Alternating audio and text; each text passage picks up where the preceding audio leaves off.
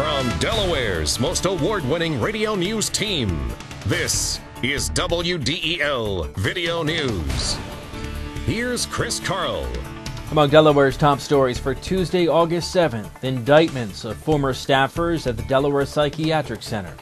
The man accused of abandoning his son in Delaware is facing a new problem. And do used car owners really know the full history of their vehicles? Here are the details. A grand jury has indicted two former staff members at the Delaware Psychiatric Center.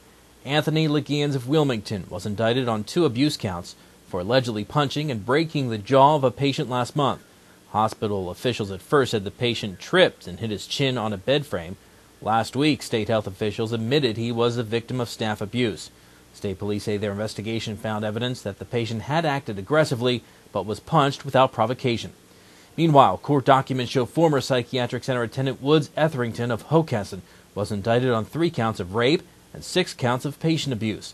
Etherington is accused of raping a patient 3 times in April of 2006. He previously pleaded guilty in 2001 to an offensive touching charge involving a patient.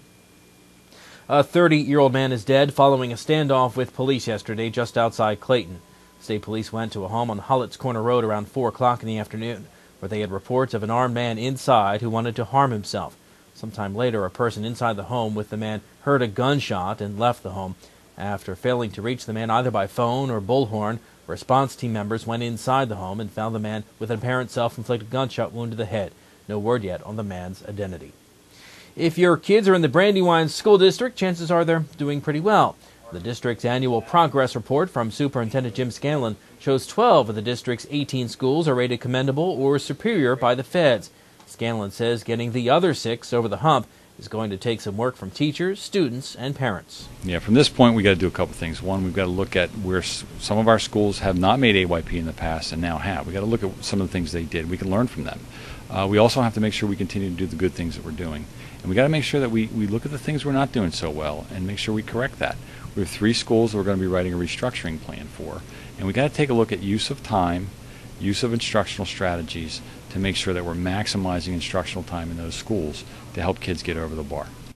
Scanlon believes overall the district is doing a good job, and the task now is to make sure the focus is on the individual needs of students who may be struggling. The latest in the Del State murder investigation coming up as WDEL News continues in a moment. Looking to gain an edge in the technology or design field? Wilmington College's Division of Information Technology and Advanced Communications offers state-of-the-art facilities equipped with the latest tools. Did you know that Wilmington College has been preparing students for careers in media arts and technology over the past 7 years? Enjoy hands-on experience and personal attention from instructors drawn straight from the industry. To learn more, visit wilmcol.edu. Wilmington College. Achieve balance, achieve success. Authorities in New Jersey still have no suspects in a gruesome Saturday night crime involving 4 young friends shot execution style in a schoolyard. 3 were killed, 1 survived a gunshot wound to the head. New Jersey Governor John Corzine has called the slayings beyond comprehension.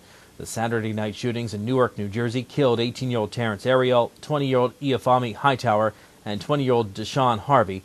Ariel's 19-year-old sister Natasha is in the hospital in fair condition. All 4 lived in Newark and were to attend Delaware State University this fall. A $50,000 reward is being offered for information leading to the arrest of those involved. He's accused of abandoning the boy he fathered with his now missing mistress at Christiana Hospital. Now Rosario DiGirolamo is facing a divorce. DiGirolamo turned himself in last week to Delaware State Police to be booked on reckless endangerment and child abandonment charges. He's also a person of interest in the disappearance of the abandoned boy's mother, 27-year-old Amy Giordano of Hightstown, New Jersey. Now his wife, Maria DiMaggio, has filed for divorce, accusing DiGirolamo of extreme cruelty. County police have a lead in the case of 2 men who snatched a Pike Creek woman's purse, then shot her in the neck.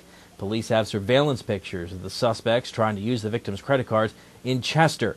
Anyone with information on them is asked to contact county police. The victim luckily suffered just a minor injury during the incident on July 29th. Well, wouldn't you like to know everything possible about that used car you're thinking of buying? WDEL's Carl Konevsky says Congress may make that possible. Every year, thousands of cars declared total loss by insurance companies get sold at auction, are rebuilt, and re-enter the market with clean titles.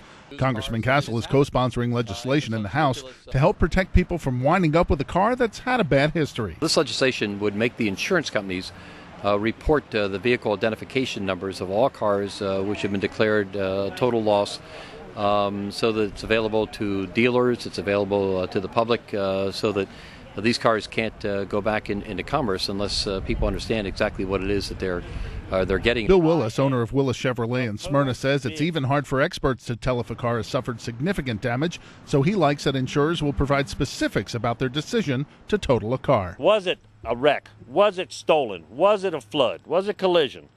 Was it a recovered car? The date of that loss, the odometer reading at the time of the loss, and whether or not the airbag was deployed or not. Reporting from Smyrna, I'm Carl Konevsky, 1150 AM, WDEL.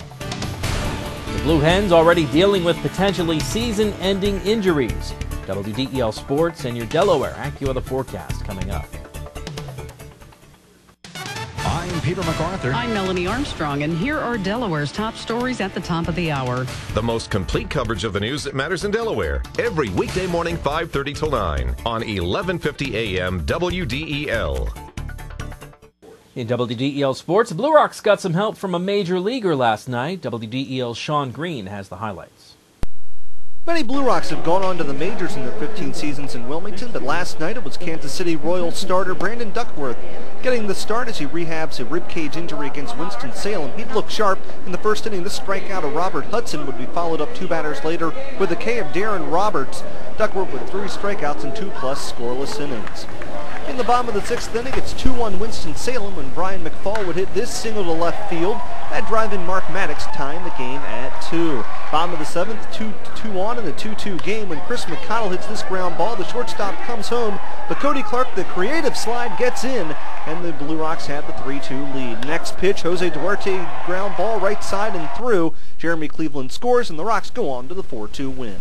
Sean Green, 1150 AM, WDEL. 3 Delaware football players have suffered injuries in the early part of preseason practice, with 2 of them possibly season-ending. Senior defensive end Mike Southern, who missed all but 1 game last year with a foot injury, still hasn't recovered from that and hasn't practiced yet this year. He'll be evaluated later this week with the possibility he won't be able to play anymore. Sophomore co-captain Matt Marcarell, a starting defensive end who missed most of last season with a shoulder injury, broke his left wrist in practice over the weekend. He'll be fitted with a cast and is expected to be able to continue practicing. Sophomore running back Jerry Butler, a transfer from Wisconsin, tore his right meniscus in practice on Sunday. He's expected to miss extended time after undergoing surgery sometime next week. And Middletown Odessa Townsend lost its 3rd straight game at the Little League Major Division Mid-Atlantic Regional Tournament on Monday. After getting blown out by Maryland and Pennsylvania in its first 2 games, MOT had 2 chances to beat the District of Columbia, but lost 6-4 in 8 innings. The Delaware State champs took a 3-0 lead at the top of the 7th, but DC rallied to send it to the 8th. MOT pushed across a single run to go up 4-3, but DC got the win on a 3-run homer. MOT closes out pool play on Wednesday night against the New Jersey champions.